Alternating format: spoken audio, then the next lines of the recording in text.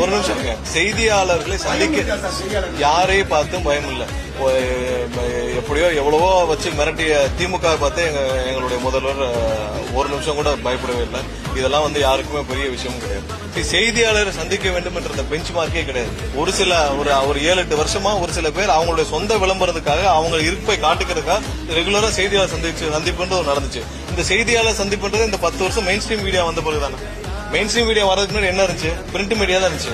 Print media இருந்த காலங்கள் என்ன இருக்கு? என்ன பிரஸ் ரிலீஸ் போகுமோ அதான் போகும். இந்த செய்தியாளர் சந்திப்பு ஒரு 7-8 வருஷம் ஒரு சில பேர் அவங்களோட இருப்பை காட்டிக்கிறதுக்காக ரெகுலரா பிரஸ் மீட் குடிச்சு ஏதாவது பேசிட்டு போயிட்டு இருந்தாங்க. சோ எப்ப தேவையோ அப்ப சந்திக்கணும். மக்களை சந்திக்கிறார் எங்களுடைய முதல்வர். மக்களை ரெகுலரா சந்திக்கிறார். இப்ப போன வாரம் திருச்சி கூட்டம் நடந்தது. இது மாதிரியான கூட்டங்கள் ரெகுலரா நடக்கும். மக்களிடம் பதில் சொல்ல கடமைப்பட்டுள்ள நாங்கள் எங்களுடைய முதல்வர் கண்டிப்பா மக்களை ரெகுலரா சந்திப்பார். செய்தியாளர் சந்திப்புன்ற பெஞ்ச் மார்க் எங்கேயுமே இல்லை. யாருமே செய்தியாளர் சந்திச்சாதான் நீங்க அரசு நடத்தணும்லாம் இல்ல, அப்படிலாம் கிடையாது. எப்பயுமே கண்டிப்பாக என்னென்ன மக்களுக்கு தெளிவுபடுத்த வேண்டுமோ அதை அந்தந்த காலத்தில் அன்னன்னைக்கு கண்டிப்பாக தெளிவுபடுத்திட்டு வந்துட்டு இருக்கிறார். மெயின் ஸ்ட்ரீம் வந்த பிறகுதானே நீங்க இந்த பிரஸ் மீட் இதெல்லாம் ரெகுலரா போது செய்தியாளர் சந்திப்பு இருக்கு. கண்டிப்பா செய்தியாளருக்கும் மக்களுக்கு என்ன தெரிவிக்கணுமோ அது ரெகுலரா பிரஸ் ரிலீஸ் வந்து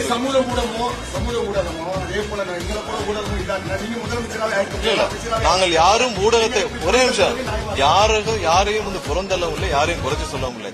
செய்தியாளர் சந்திச்சாதான் நீங்க இருக்கணும்னு சொல்றீங்கல்ல, அந்த பெஞ்ச் மார்க்கை நீங்களா பிக்ஸ் பண்ணிக்கிட்டீங்க. நான் சொல்றேன் கண்டிப்பா செய்தியாளர் அரசு சார்பாகவும் கட்சி சார்பாகவும் நாங்கள் சந்திச்சுட்டு தான் இருக்கோம். ஆனால் முதல்வர் சந்திச்சே ஆகணும்ன்ற கட்டாயம் நீங்க எந்த பெஞ்ச் மார்க் வச்சு பிக்ஸ் பண்றேன்னு சொல்றோம். இப்ப சில ஆண்டுகள் தானே இது ரெகுலரா இருக்கு. அதுக்கு உங்களுக்கு லைவ் ஸ்ட்ரீமிங்கே இருக்கு. லைவ் ஸ்ட்ரீமே இல்லாத காலத்தில் எப்படி செய்தியாளர் சந்திப்பு நடந்துச்சு?